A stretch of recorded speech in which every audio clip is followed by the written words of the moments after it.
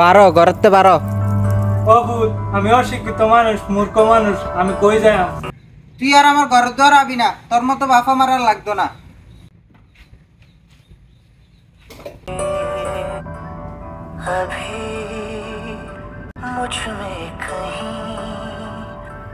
बाकी थोड़ी सी है जिंदगी।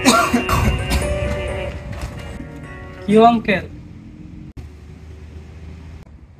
আপনার এই অবস্থা কে?